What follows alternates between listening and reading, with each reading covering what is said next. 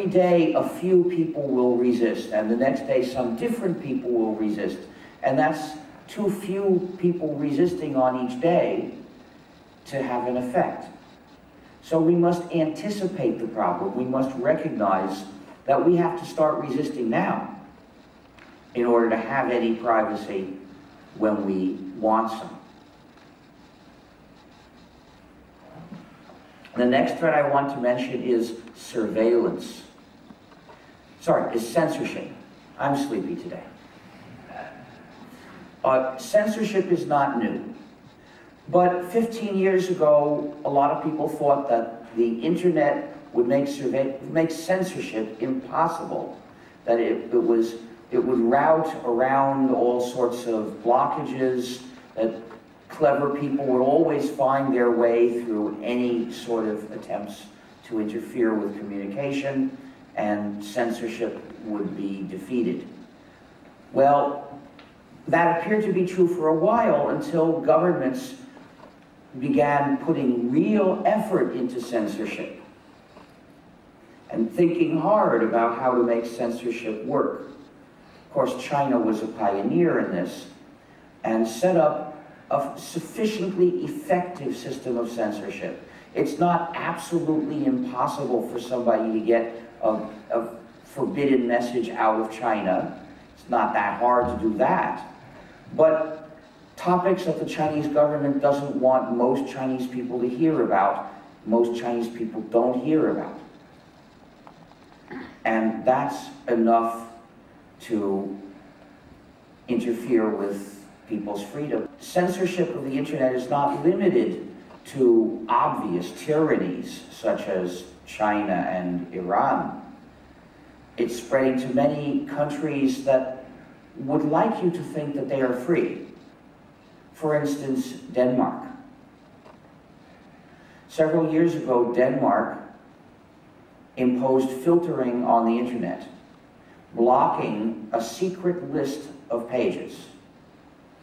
Somebody obtained that list and it was posted on WikiLeaks, whereupon Denmark blocked access to that page too.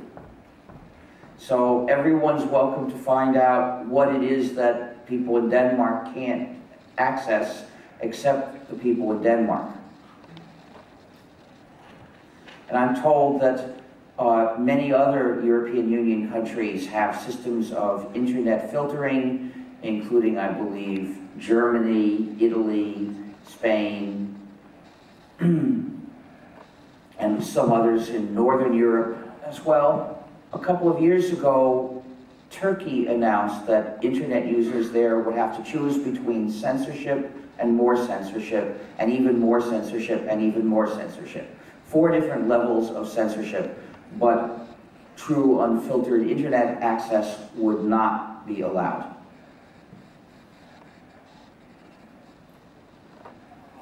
There are also systems, other kinds of censorship. Australia has not established filtering of access outside the country, but it has a system of censorship of links.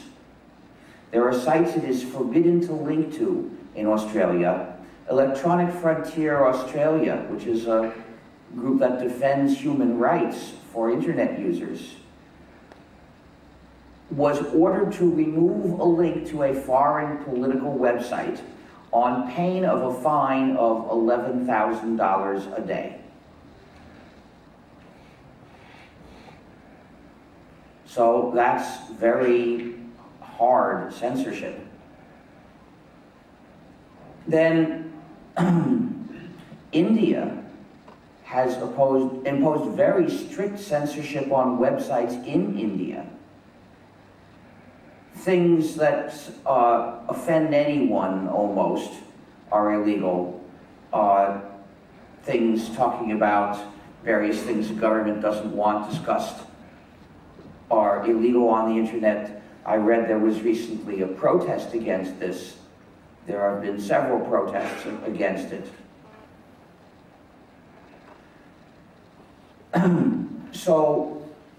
And the US was considering in January a law a proposed law called SOPA or PIPA that would have imposed such filtering in the US. So no place is safe from censorship. Now, when people propose censorship, they cite things that are disgusting. Well, there are works that might disgust you or might disgust me, but no matter how disgusting any work is, censorship is more disgusting, because censorship threatens our freedom. So no matter how disgusting something might seem, we must not censor it.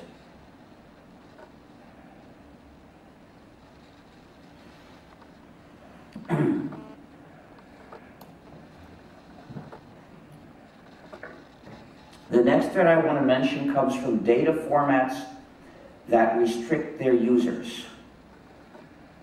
Many programs store data in formats that are secret from their users. There are applications which save the user's data in a secret format so the user can't use that data with any other program.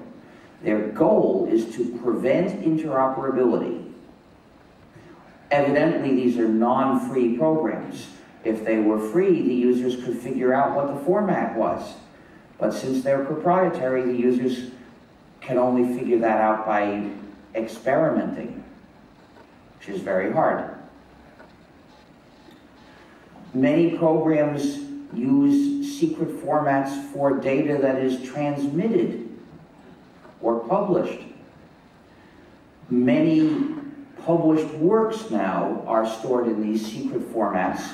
This is known as digital restrictions management, or DRM, or digital handcuffs, because these systems are designed to handcuff the user. So we find videos distributed in these secret encrypted formats. Streaming services such as Spotify distribute music in secret encrypted formats, and commercial ebooks are usually distributed in secret encrypted formats. And all of this is an attack on users' freedom. We even find state organizations doing so. For instance, Italian public television distributes its programs to the public in a secret format known as VC1. This is supposedly a standard format, but the standards document is a secret. You can't get it unless you promise to keep it secret. It's intolerable for states to impose restrictions on their citizens and the public through software. There are other formats that harm the users. For instance, there are patented formats.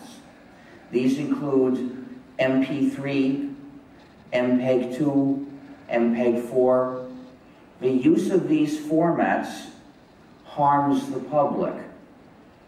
Now, there is, in fact, free software in existence that can decode those formats. It works fine. But many distributors are afraid to distribute them because they might get sued for patent infringement.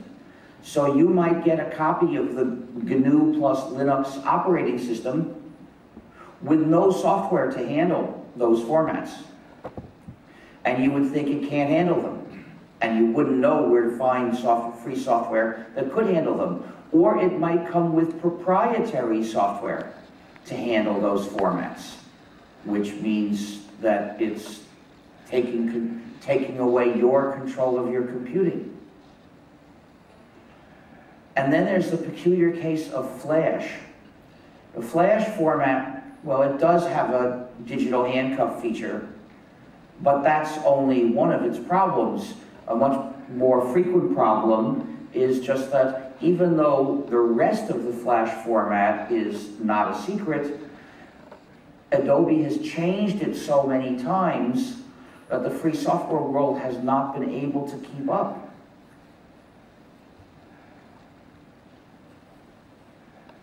And as a result, in practice, there is a lot of flash that can only be played with proprietary software. And thus it has the effect of restricting the users. That's why I say if you're going to distribute copies of recordings of this talk, do it only in the formats that don't restrict their users, that don't create problems for society. I'm using this opportunity to move society onto a path that doesn't cause this problem. And it's only a little bit I can do by using this little influence I've got, but I'm going to use it. I'm going to do what I can. I hope that whenever you give a talk, or whenever you make a recording, you also will take the opportunity to use the influence you've got, and then it will add up. The next threat to our freedom in the digital society comes from software that the users do not control. In other words, non-free software. With software, there are just two possibilities. Either the users control the program, or the program controls the users. In order for the users to control the program, they need certain freedoms in using the program. And that's why we call it free software. If the users have those freedoms, then they have control over the program, they have control individually, and they have control. The war on sharing. The war on sharing is the persistent campaign of the copyright industry, together with subservient governments, to attack people who make use of a tremendous advance given to us by digital technology. The ability to copy and share published works. When I say sharing, I mean specifically non-commercial redistribution of exact copies. Sharing is good, and with digital technology, sharing is easy, therefore people will share. And the only ways that those companies and their pet governments can stop people from sharing are nasty and harsh ways. Something gentle and easy couldn't possibly stop people from doing something that's easy and useful. So it's not coincidence that they have tried a series of nasty measures. Only nasty measures are available to them. First, they implemented digital handcuffs, turning our technology into our enemy. The devices we use into our jailers. But that didn't work because people figured out ways to crack the DRM schemes. So then they adopted laws forbidding cracking the DRM schemes and forbidding the distribution of the free software that could do it. The European Union has such a directive. I'm sad to say that you're headed for an unjust system of censorship of software. Of course, it started in the US, where lots of injustices start. But it's not limited to the US. Just because you're not there, that doesn't mean you're safe. In the US, the free software that can play a DVD is censored by court order. However, even despite these unjust laws, the software remained easy to get. So they designed other systems of digital handcuffs, and they haven't all been broken. The one Blu-ray discs use, they change, they reprogram it every 3 months. It's going to be hard for the people to keep up with that organized effort to keep the people down. So we can't assume that the enemy is incompetent and will always fall on his face. But they're not necessarily stupid just because they're doing something wrong. And then, but because sharing continued, then they started suing teenagers for hundreds of thousands of dollars. But they ran into troubles there too, partly because they were twisting laws, and partly because they made a lot of people really hate them. So their next idea was to abolish basic principles of justice and punish people for being accused of sharing without trial. It would be too much trouble to have a trial. Now, they wanted punishment to be sure and swift, so their idea was no trial, or just a fake, perfunctory trial with no real questions to consider except, was this person really accused? This is what's been adopted in France and the UK, and unofficially in the US. In the US, it would be very hard to make a law to do this and make it constitutional. So there's an unofficial system of punishing people by disconnecting them from the net for being accused of sharing. And the way it works is that Obama encouraged the major ISPs to make a deal with Hollywood and the record companies so that if the record companies or Hollywood accuse people of sharing, they will disconnect or will punish in one way or another these people at various levels, of course. And this is not a legal punishment. It's not an act of the state. So they don't have to have a trial. The point is that they can disconnect anybody's service almost arbitrarily. So they can do it as a favor to Hollywood also.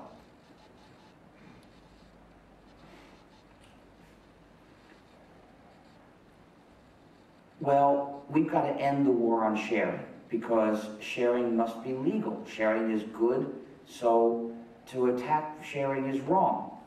Of course, they use propaganda to demonize it, terms like piracy. Please reject those terms. When sharing is referred to as piracy, the implicit presupposition is that helping others is the moral equivalent of attacking ships.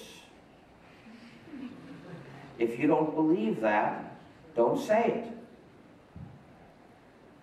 When people ask me what I think of piracy, I say attacking ships is very bad. I don't take that as a reference to copying. Now, I think copyright law is too strict. Copyright needs to last a shorter period of time, like maybe 10 years. Also, it must be loosened so that we are free to legally free to share copies of any published work.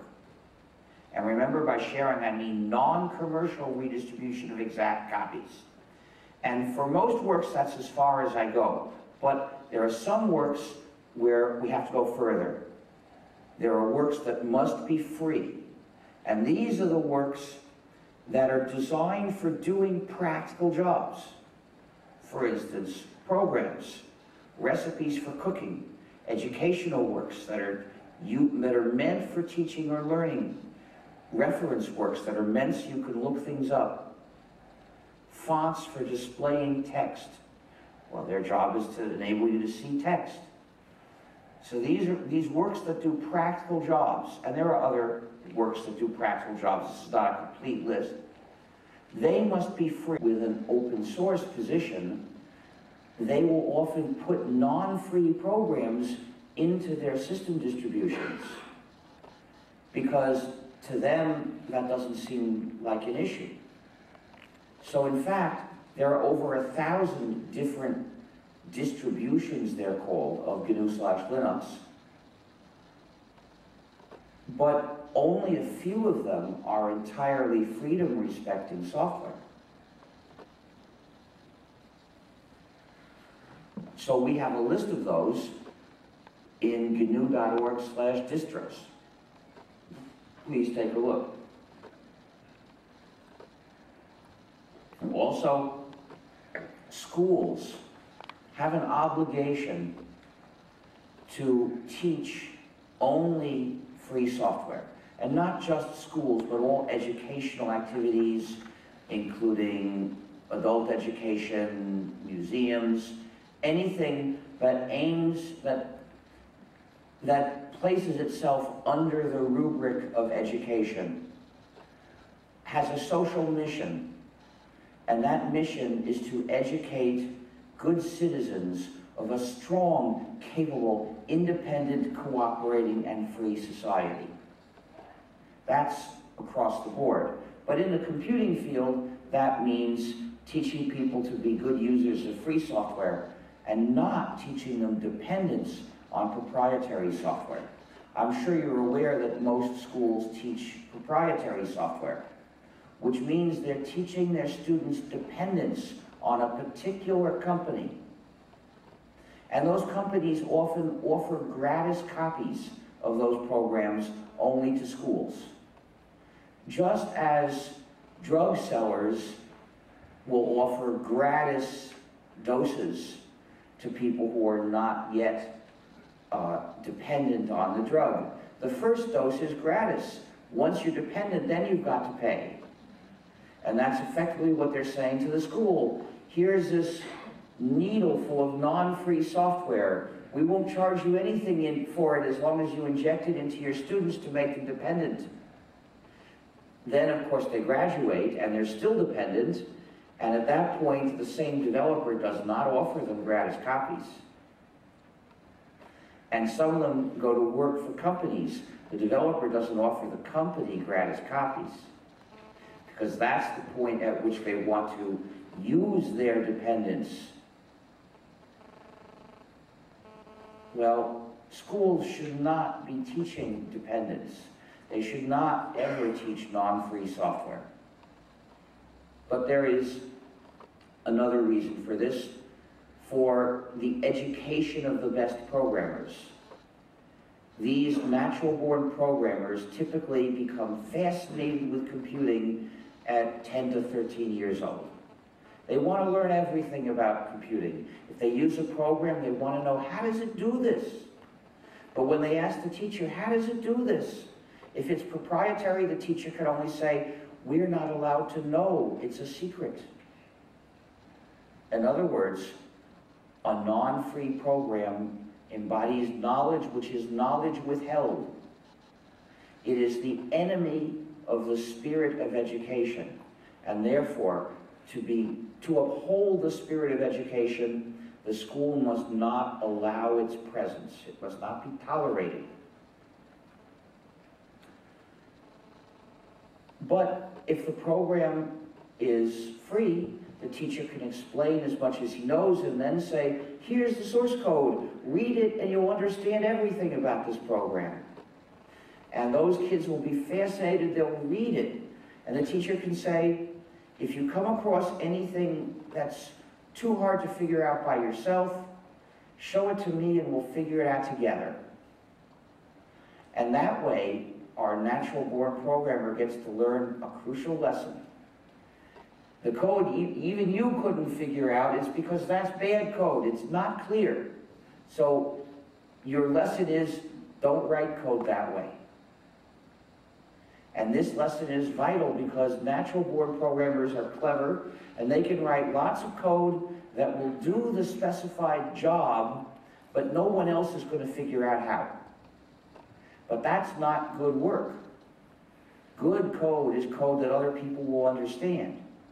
How do you develop from a natural-born programmer into a good programmer? How do you learn to write good, clear code? You learn this by reading lots of code and writing lots of code. Only free software offers the opportunity to read lots of code of large programs we really use. And then you've got to write lots of code, which means writing code in large programs. To do that, you need to learn to deal with the challenges of large programs. You don't begin to learn that in working on small programs. You only begin to learn that when you start working on large programs. So how do you start small? Starting small for this is writing small changes in existing large programs. Only free software gives you the chance to write changes in large programs we really use. First you can write small, easy changes, and then bigger, harder changes. And eventually you're good at it. Every school can offer the natural-born programmers the opportunity to master their skill, but only if it's a free software school. However, the deepest reason is for moral education, education in citizenship. Because it's not enough for schools to teach facts and skills. They've got to teach the spirit of goodwill, the habit of helping others. Therefore, every class must have the following rule. Students, if you bring software to class, you may not keep it for yourself. You must share it with the rest of the class, including the source code in case someone here wants to learn. Because this class is a place for sharing knowledge. Therefore, bringing proprietary software to this class is not allowed or implemented using paper. Any person of ordinary intelligence and awareness could understand how the system was supposed to work and could check to see if someone was cheating. But once you've got a program and a computer involved, ordinary people can't check it at all. Only a programmer could even try, but even a programmer can't really check. Suppose some programmers checked source code last week of what they believed was the software that's going to do the election. How do you know the program running in that computer today is the same software when you're voting? You can't be sure. There's always somebody that has control over that software. If that somebody is a company that developed the program and it's proprietary, then the election authority doesn't have control over the program, but the company does. The company could use that to rig the election. But supposing that it's free software, that means the election authority, which owns the voting machine, has control over the software. And it could rig the election. No matter who it is who has control over that software, you mustn't trust that somebody, because the point of elections is you mustn't trust anybody. Everybody's got to be checked by others. And the reason for this is that there's no way after the election that you can go back and check that they counted your vote right. In other activities, you can tell if somebody is doing wrong. For instance, in e-commerce, if you don't get what you bought, you can tell. If you get overcharged, you can tell. If you get a charge that you shouldn't have got, you can tell. You see what charges you get. So at least you have the chance to complain. But there's no way you can check after the election that your vote was correctly counted and complain if it wasn't. There's no way you could check that there weren't 100 spurious ballots, electronic ballots, or electronic ticks included into various counters. So the only conclusion is don't use computers for voting. There are cases where it appears that computers were used to rig elections in the US. There are many kinds of computerized voting machines for which people have proved it's possible to fiddle with them and rig elections. For instance, the ones used in India. And now some places are proposing internet voting, that you could vote from your own computer. Isn't that great? Suppose a virus took over your computer and it's put into a botnet. Well, one thing the botnet operator could sell is your vote. You might say vote for A, but the vote it sends would be for B. It's nuts. Washington to the artists. And you push the button if you want, and otherwise you don't. There's nothing to try to force you. But if you send some money, you'll feel good. And it's a small amount of money. Like here, maybe 1 kuna, it might be a good amount.